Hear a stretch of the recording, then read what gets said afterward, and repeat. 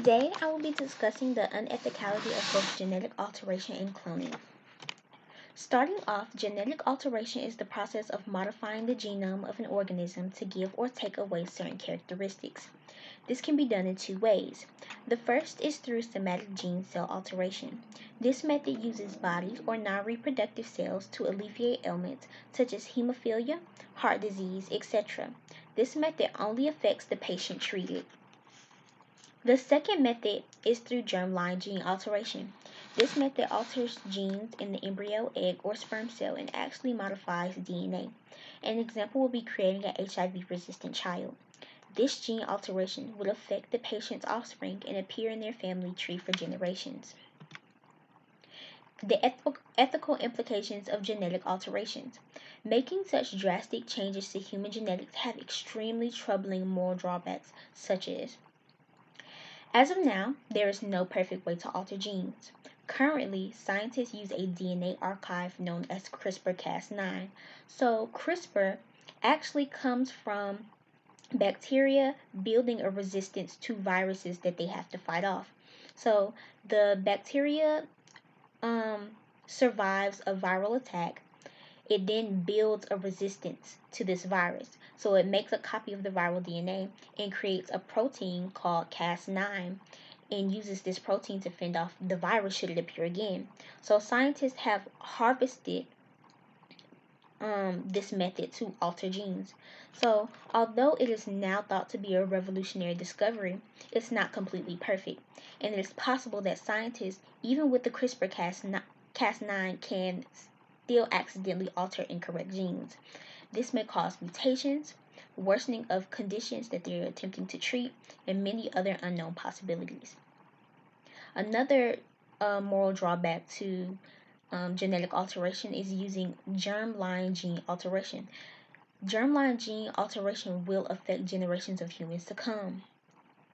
As the world continues to change through radiation, pollution, and just natural genetic mutation, scientists have yet to understand how that will continue to affect people decades from now. So this doesn't just affect the person who's been treated, it also affects their population and could really affect the genetic makeup of human beings as we know it. Another drawback is although somatic gene alteration has been shown to be quite effective and it's ethically sourced, it's very costly to perform and it doesn't treat a wide range of illnesses. The costliness may stifle lower class citizens' ability to have fair access to it. So, although you may really need it, if you can't afford it, you wouldn't have access to it as a multimillionaire could easily access somatic gene alteration if needed. Other ethicals that are questioned are designer babies, illegal tampering with human genetics, and unfair societal advantages instilled through genetically modifiable traits such as looks, intelligence, strength, etc. So, we're also going to talk about a researcher by the name of Hujin Kwai. So, genetic alteration, specifically germline genetic alteration, is prohibited in at least 40 countries around the globe. Many scientists unanimously agree that germline genetic alteration is a process that has not been researched enough to be implemented on humans. That is until a researcher by the name of Hujin Kwai presented November of 2018 that he altered the genes of a set of twin girls to be resistant to HIV. He had done this research secretly as a way to decrease cases of HIV, but was met with great resistance from the scientific community. This experiment was completely immoral and unethical, as he has no clue how this alteration will affect not just the livelihood and health of these girls, but the rest of their family line. So, as he did use germline genetic alteration, this alteration of genes will not just affect these girls, but they will continue to affect any offspring that they do produce, their offspring's offspring. So they never know how this genetic mutation will continue to change as it continues to be passed down from carrier to carrier. From a consequentialist and a non-consequentialist perspective, the starting from a consequentialist moral perspective, the action of genetically modifying a person, whether it be through somatic or germline alteration, is immoral. Although, from a utilitarian perspective, you would think that they would approve of being able to remove and replace unfavorable traits that would most likely produce favorable traits would positively affect the majority.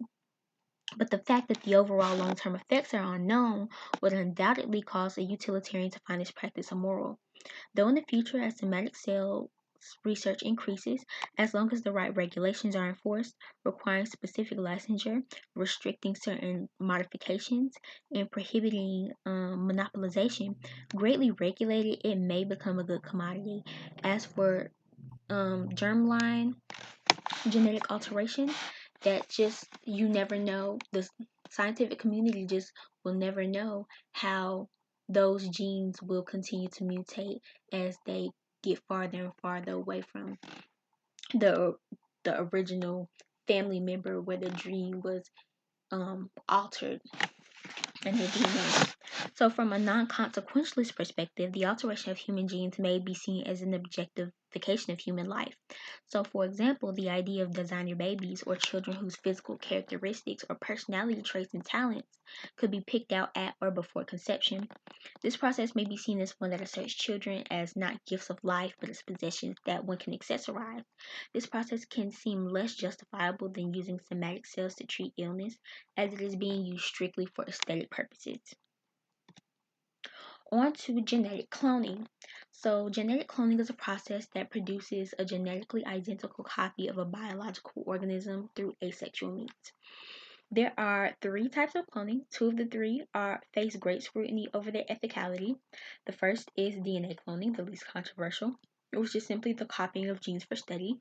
The next is therapeutic cloning, designed as a therapy for disease treatment. In this process, a somatic cell is inserted in a fertilized egg. Its nucleus has been removed.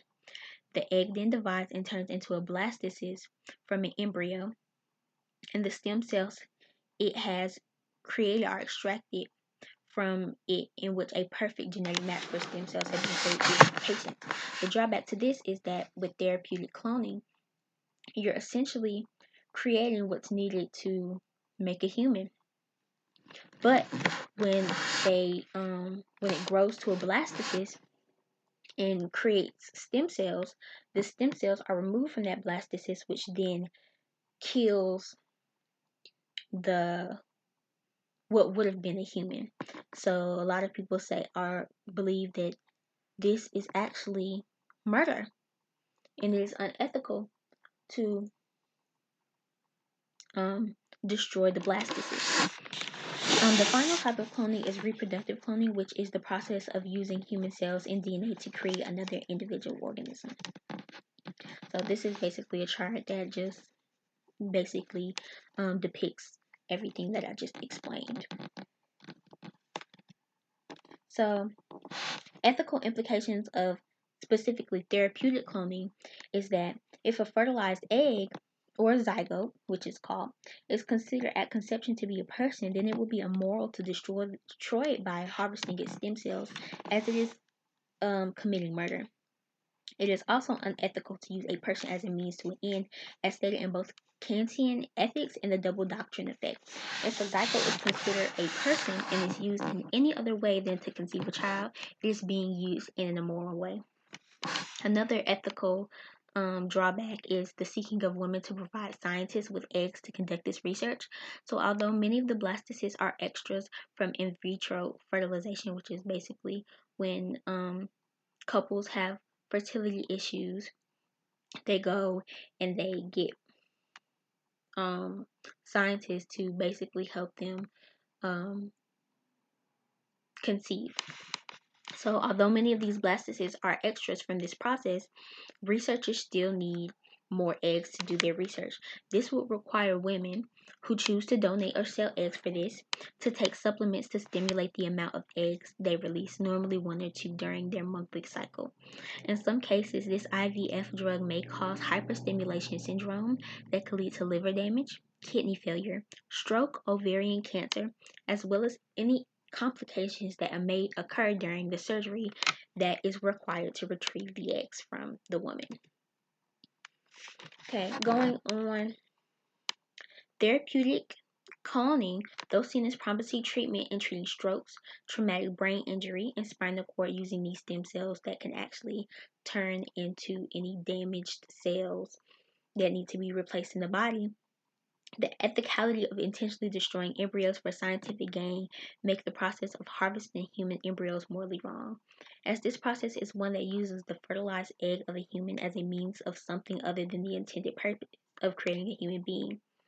Although those for therapeutic cloning argue that embryos come from in vitro fertilization or embryos that are going to be discarded anyway, in many ethical theories, this process may be seen as a means to an end, sacrificing or misusing the blastocyst as a tool for stem cell research rather than its intended purpose. Okay, so on to reproductive cloning. Reproductive cloning is the process of using human cells and DNA to create another individual organism. In this process, somatic or body cells are extracted from the biological organism being cloned. Those cells are then inserted into an embryonic cell that has had its nucleus removed. This cell is stimulated with a current of electricity and then implanted in the uterus where it is carried to term. The act of cloning a human may disagree with moral philosophies such as natural law theory, in which this form of reproduction is seen as unnatural, as well as utilitarian ideals. If the cloning is unsuccessful, or the clones are not living long, fulfilling lives, it's not benefiting the majority. So, moral philosophies take on this controversy. The process of reproductive cloning of humans is probably the most ethically challenged of all other forms of genetic alterations. Although possible to complete and has been successfully done many times, reproductive cloning is very risky and also very difficult to do successfully.